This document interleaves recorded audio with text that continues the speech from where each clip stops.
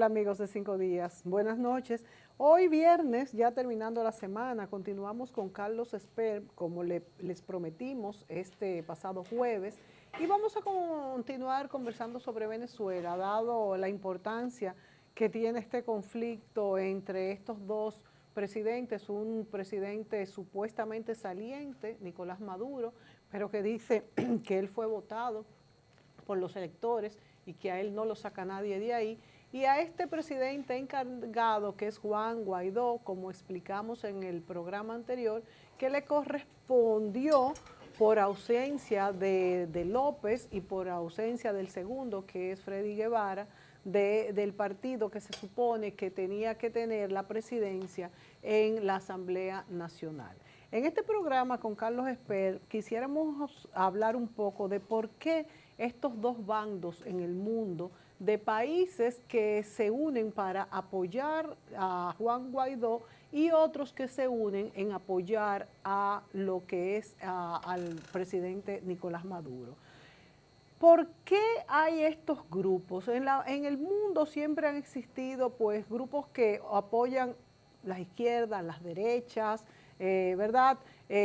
Por sus intereses. Unos dicen que Estados Unidos lo que quiere es el petróleo de Venezuela y que China y Rusia están defendiendo los derechos de los venezolanos. Sin embargo, Venezuela vive su peor momento. Entonces, Carlos, tú como venezolano y como economista, yo quisiera que hiciéramos vamos a decir, un paneo por el mundo. Por ejemplo, tenemos los países del ALBA que sí apoyan a Nicolás Maduro. Es verdad que se han salido algunos de los países que conformaban el ALBA, como por ejemplo Honduras, que después de Zelaya, ¿verdad? Sí. Y Ecuador también fue después No, eso fue el año pasado. Ajá, por eso, después del último presidente. Entonces, ¿por qué? ¿Qué es lo que pasa? ¿Por qué la gente toma los bandos? ¿Cómo podemos analizar este fenómeno? Claro que ¿Es sí. de izquierdas, es de derecha, es de intereses económicos? ¿Qué es lo que pasa en el mundo? Bueno, gracias, Mónica, por la invitación. Estamos muy seguiditos aquí. Sí. Ayer hablando de esto y hoy también. Son muchos los temas que has planteado. Y lo primero que deberíamos decir es si el interés de los Estados Unidos es por el petróleo, entonces el de China y Rusia debe ser por la gastronomía venezolana, por las arepas, las cachapas. Esto es siempre el subterfugio, ¿no?, utilizado. Yo no creo que aquí estamos hablando de izquierdas o derechas. De hecho, la izquierda, muy en el fondo la Internacional Socialista, que de paso celebró una reunión antes de ayer aquí en República Dominicana y estuvo presente el presidente del gobierno español, sí, Pedro Sánchez, marcó distancia de Maduro, al punto que el propio Pedro Sánchez, que lo ha estado apoyando, que le dio oxígeno de una semana hasta el día domingo, con el tema de si realizaba o no elecciones para poder o no reconocer a Juan Guaidó, la Unión Europea como presidente legítimo de Venezuela llamó a Nicolás Maduro tirano, lo calificó de tirano. La izquierda, lo que vendría siendo quizás el foro de Sao Paulo, que se ha venido muy ameno, sobre todo después del encarcelamiento de Lula, la defenestración la muerte de Kirchner y la defenestración de la esposa, la salida del presidente del Ecuador, se me escapa el nombre. En fin, ha habido un cambio en la región que favorece tendencias más liberales, más progresistas, más, yo incluso diría centro-derecha, pero el tema en Venezuela no es sí, pero en el Ecuador él se declaró como progresista y sin embargo marca distancia del régimen de Maduro. Sí. Pero yo no creo que sea un tema ideológico. En Venezuela es un subterfugio, a mi juicio, que hablen de la izquierda o cuando hablan de la extrema derecha. Es un subterfugio en el sentido de que en Venezuela lo que opera es el sueño de Pablo Escobar hecho realidad. Es un cartel criminal, narcotraficante y terrorista que incluso fomenta el Hezbollah dentro del país y le da salvaguarda y refugio al ELN, que recién cometió un atentado en Bogotá donde murieron un montón de cadetes de la policía. y se escudan bajo el manto de que somos socialistas. No son socialistas, son criminales. Son criminales además acusados de crímenes de lesa humanidad.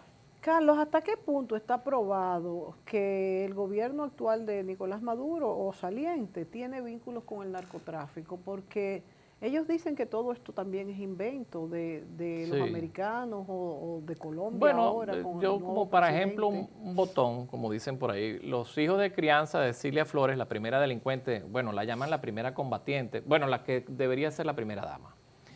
Los hijos de crianza y el sobrino fueron convictos en Nueva York por intento de tráfico de droga a los Estados Unidos y de un volumen verdaderamente razonable.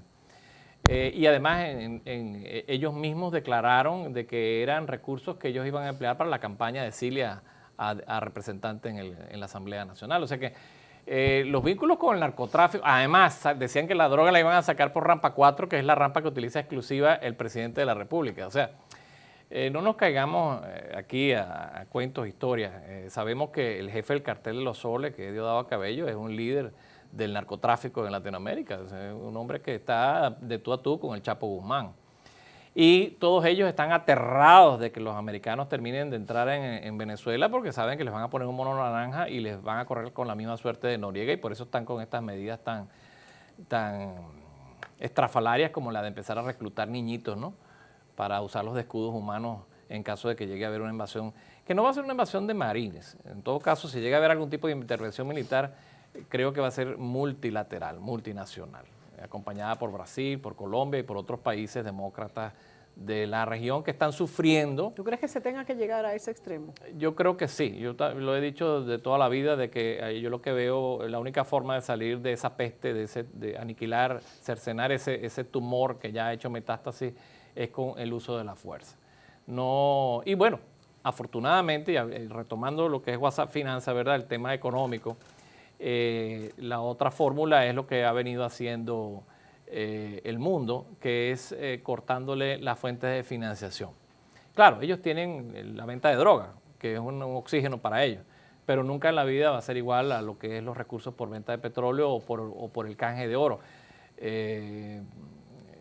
O la ¿Qué venta hay de oro. cierto en que Rusia estaba sacando lingotes de oro sea para resguardarlos o para cobrar deudas? ¿Qué hay de cierto? Porque bueno, la noticia fue desmentido desde muchos medios y sin embargo otros dicen que sí era cierto. La noticia que yo escuché, al igual que probablemente la escuchaste tú, que había un avión comercial estacionado en rampa 4 y que estaba siendo cargado con lingotes de oro de las reservas del Banco Central por un peso aproximado de 20 toneladas.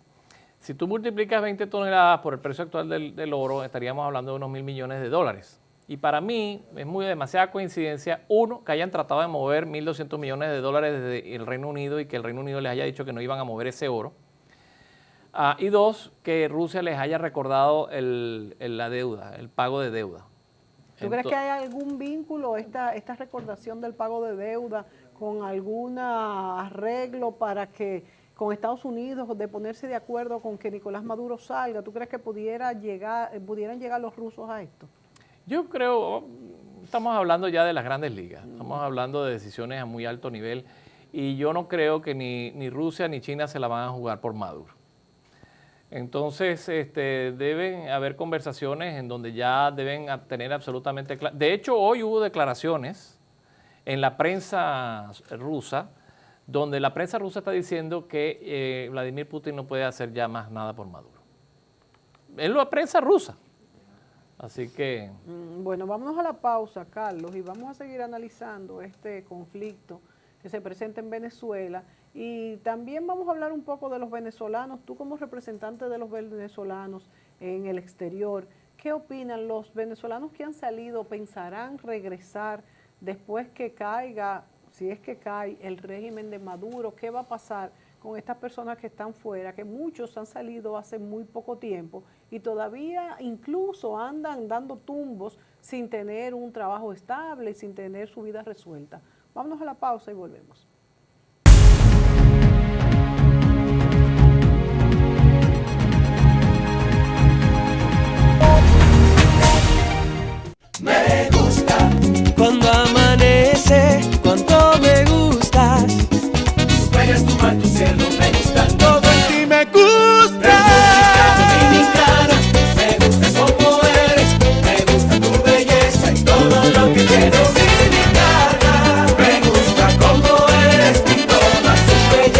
Cabe los brazos de República Dominicana lo tiene todo.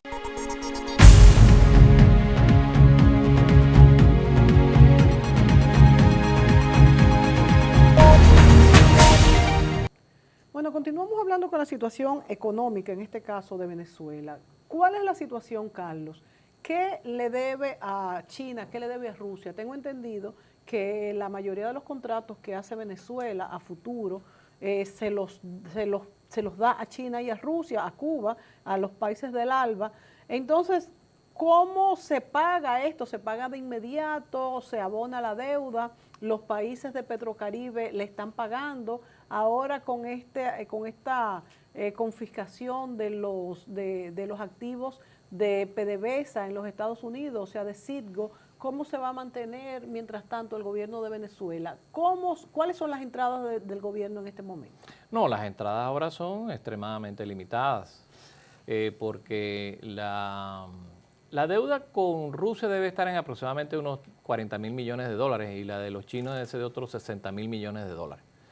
O sea que nosotros que nos quejábamos de que teníamos la llamábamos la deuda eterna de 29.000 millones y ya vamos por 100.000 solamente que con estos dos, Claro, aparte por de eso todo lo la demás. devaluación, ¿en cuánto estará hoy la devaluación? Ni siquiera sabemos. Bueno, hablan de 1.000.000% anual.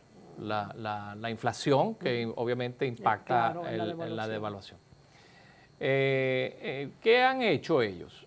Ellos hablan de que los americanos no mancillarán la soberanía nacional porque lo que quieren es el petróleo. Bueno, señores, déjenme decirle algo. Venezuela tiene las reservas petroleras más importantes del hemisferio. Se calcula que puede haber 1 millón de millones de barriles de petróleo en la faja petrolífera del Orinoco. Y si ustedes agarran un mapa de la faja y lo seccionan, van a observar, es más, creo que está en Google, lo pueden googlear, van a observar banderas de Cuba. Cuba está explotando directamente yacimientos en la faja. Banderas de Rusia, banderas de Bielorrusia, banderas de China y de todos aquellos países que todavía no han querido reconocer a Guaidó porque dicen, bueno, pues que yo estoy ahí tratando de aliviar la deuda que esta gente tiene conmigo. O sea, es a cambio de deuda que ellos están explotando. Absolutamente. Maduro no puede aspirar que por el petróleo que se están llevando los rusos o los chinos le van a pagar, porque ya le dieron dinero por adelantado y se lo comieron. Y este mapa lo podemos encontrar en Google con las banderitas de las personas Sí, que están, de los países que lo están explotando. Es correcto, sí. Sí.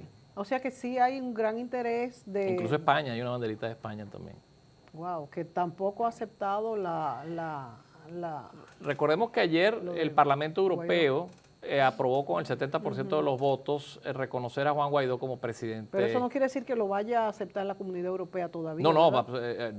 Claro que sí lo va a aceptar. El domingo lo va a... Lo que pero pasa es que le han dado un tiempo. Es automático. Es automático si el Parlamento Europeo No es automático porque corresponde a jefe de Estado y de gobierno, pero no, yo dificulto que un jefe de Estado y de gobierno vaya contra su propio Parlamento. Europeo, ¿no? O sea, se supone que cada país tiene su parlamento, y cuidado. Tiene su línea. Entonces, lógico. pero es una instancia muy importante a nivel de la Unión Europea y además las decisiones de la Unión Europea son unánimes, cuidado. Entonces estamos hablando de 28 países que van en bloque a decir, Maduro, go home. O sea, vete para Cúcuta, porque él es de Cúcuta, él ni siquiera es venezolano. Pero Rusia, ya Rusia, tú dices que Putin declaró que no podía hacer más por Maduro, China. ¿Tú crees qué papel tendrían ellos en una invasión, por ejemplo, como tú dices, que pudiera pasar de países aliados para sacar a Maduro por la fuerza? ¿Qué papel tendrían los que dicen que no? Ninguno, porque ellos no van a ir para allá. Pero es que no tienen... imagínate tú lo que sería involucrarse militarmente a tratar de oponer resistencia como ruso a una pléyada de países que están sufriendo la tragedia de Venezuela cuando ellos están allá en Moscú. No. ¿Por qué se va el venezolano, Carlos? ¿Por qué se va de su territorio? Hay emigrantes por todos lados, aquí tenemos muchísimos. Sí. Con 1.000.000% de inflación al año, tú te puedes imaginar que no hay capacidad de ahorro, que no hay capacidad de inversión, que no hay seguridad económica para poder hacer ningún tipo de emprendimiento. Entonces, el deterioro del salario para la gente que gana un salario que todavía pueda ser empleada de alguien, incluso de los propios que estaban trabajando para el Estado, que están ganando hoy por hoy $3 al mes. Entonces, tu situación económica se deteriora a un punto en que ya no tienes nada que perder. ¿Por Y qué si se cuando ha ya no tienes nada que deteriorado? perder, te quedan dos opciones, o te vas o te pegas un tiro, ¿no? Este desabastecimiento en Venezuela, que se ha acusado a que hay generales señalados y con el permiso de exportar tal y cual bien comestible, ¿hasta qué punto es cierto y por qué no se puede, por qué otras personas no pueden comerciar con ese mismo bien? Y entonces, ¿cómo repercute esto en que las Fuerzas Armadas estén todavía con Maduro? Eso lo puedes googlear, eso es un decreto de Maduro donde le entregó a la plana, al generalato venezolano, a cada general, la importación exclusiva de un rubro de la cesta básica. Entonces tienes el general pollo, el general carne, el general tocino, el general huevo. O sea, por decreto. Por decreto ellos tienen la importación exclusiva para abastecimiento nacional. Entonces por eso es que es muy complicado que el alto mando militar se vaya a reflexionar y decir, caramba, Maduro la verdad es que es un usurpador, me declaro en contra de él cuando el tipo tiene un negocio multimillonario atrás. Y no olvidemos que el Ministerio de la Defensa le dieron también una industria petrolera, le dieron la posibilidad de exportar petróleo al Ministerio de la Defensa. Entonces esto está clarísimo. O sea que fue premeditado, todo esto fue premeditado porque... Todo esto fue en función de irse atornillando en el poder, y creando las condiciones para que fuese absolutamente imposible que las Fuerzas Armadas se golpeasen. Y entonces las personas que defienden a Maduro dicen que él es un presidente constitucionalmente elegido, que la oposición no fue porque no quiso. ¿Cómo pudiéramos justificar que aún él salió presidente porque inasistencia de la oposición? ¿Cómo No, pero eso es como que... No, pero espérate. Eso es como que tú me invites a mí a un juego de pelota, ¿verdad? Y me digas, cuando tú vayas a pichar, mira, tú vas a usar esta bala de cañón para lanzársela a tu bateador. Cuando tú pegues alguna, si es que llegas a pegar algún bateo de hit, tú no puedes correr, te tienes que ir arrastrando hasta la primera, segunda, tercera y el home. Entonces tú te impones una serie de... ¿Cuál es tu mejor bateador? Fulanito, preso va. ¿Y cuál es el peor? Ese es el que va a salir primero. Y déjame arreglar aquí el juego. Entonces, cuando a ti te están dando todas las señales de que es muy probable de que no vayas a ganar el juego, porque no te están dando las mismas Mejor condiciones tú no que juegas. entonces, sencillamente, tú no entras en el juego. Tú dices, no, pues yo así no juego. Y él te dice, bueno, pero es que yo soy el poder aquí. Y le voy a decir al árbitro que igualito vamos a hacer el juego. ¿Y qué vamos a hacer? Bueno, a ti te vamos a sustituir con otro equipo que sí se va a prestar para el juego, que fue el Henry Falcón, que es un chavista recalcitrante, que fue gobernador de Chávez por Lara, y entonces se las dio a Dalí de la oposición, pero era más de lo mismo, además se prestó para tratar de legitimar el proceso.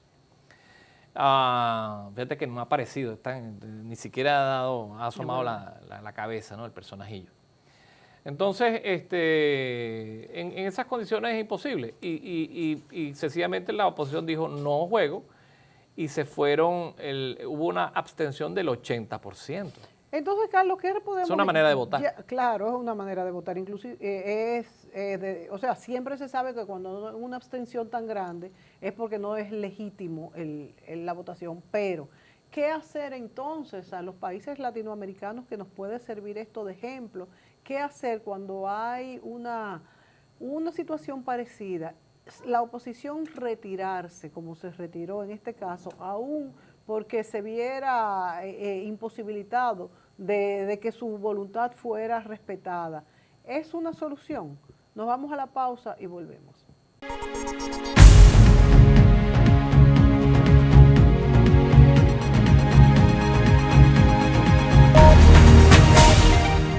Me gusta Cuando amanece, cuánto me gustas. Juegas tu mar, tu cielo, me gusta Todo en ti me gusta. Dominicana, me gusta como eres, me gusta tu belleza y todo lo que tienes. Dominicana, me gusta como eres y toda su belleza que abre los brazos de República Dominicana lo tiene todo.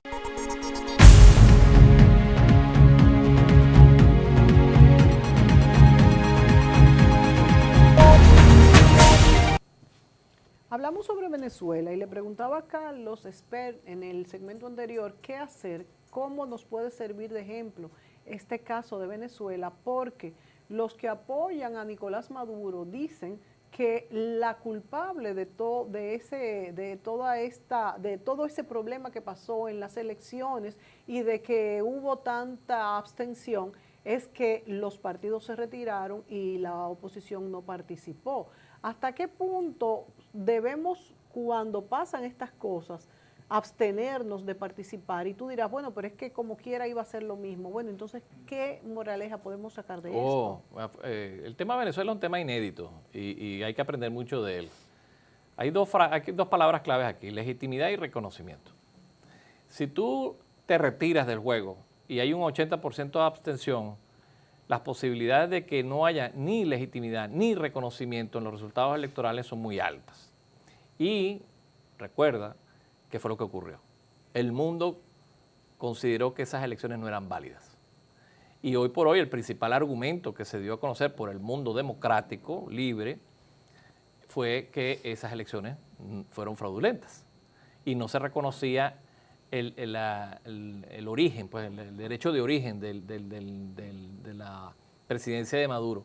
Por eso se esperaron hasta el 10 de enero que terminaban sus 6 años de gobierno para decirle, ya tú no eres más presidente. Hubo una, vamos a decir... Legitimidad de origen, perdón, es la expresión. Y hubo una articulación entre la oposición y el concierto de países internacionales a esperar esto. ¿Esto se fue conformando, se fue planificando o fue algo espontáneo de días antes de la toma de posesión, vamos a decir, si es que, o de la juramentación del nuevo presidente encargado?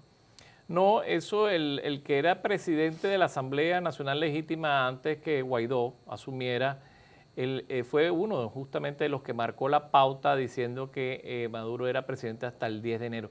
Y eso causó una gran conmoción interna, porque acuérdate que es una playa de partidos la que conforma la Asamblea Nacional. Sin embargo, fue acatado.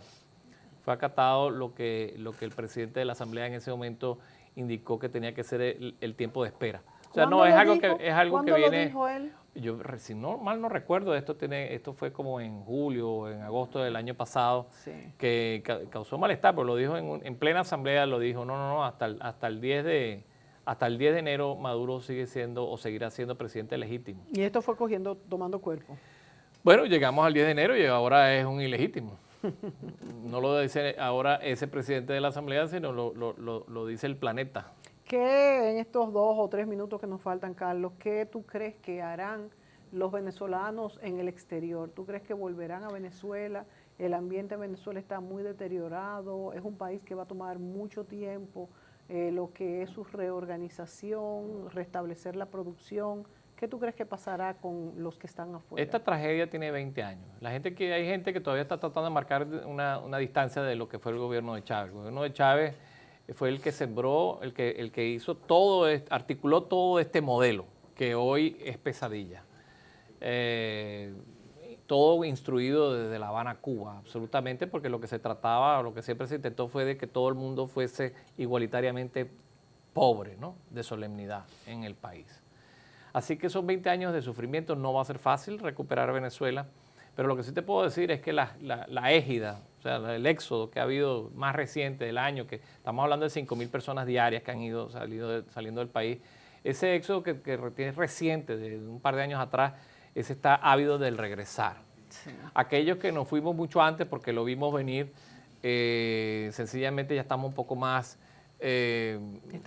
enraizados en los países donde podamos estar, pero nunca dejamos de pensar en la tierra que nos vio nacer y nos hizo quienes somos hoy. ¿Cuánto tienes tú ya fuera de Venezuela, Carlos? 18 años. 18 años, mucho tiempo, mucho Sí. tiempo. ¿Tú viste venir toda esta situación? Oh, sí. Sí. Desde el día que fue la primera elección de Chávez. Pero todo parecía muy bonito en aquel tiempo. Bueno, pudiera ser bonito, pero es que el hombre era un peligro y de lo que se rodeaba también eran peligrosos. Entonces eran 2 más 2. ¿Tú ves, Carlos, extrapolando esta situación un poco más allá, por ejemplo en México, donde López Obrador tiene un gobierno un poco hacia la centro izquierda y está tomando muy buenas decisiones respecto a dar ejemplos de austeridad y demás, pero algunos dicen que pudiera forjarse un nuevo Chávez y un nuevo Maduro, una dictadura en México. ¿Tú crees que eso pudiera ser Sí, posible? yo coincido plenamente que es el sustituto de Maduro para la los región. cubanos. Pues ya tienen una nueva vaca de donde asirse de la ubre. Bueno, nos tenemos que despedir por esta noche, deseándoles muy feliz fin de semana y será hasta el lunes, señores. Buenas noches.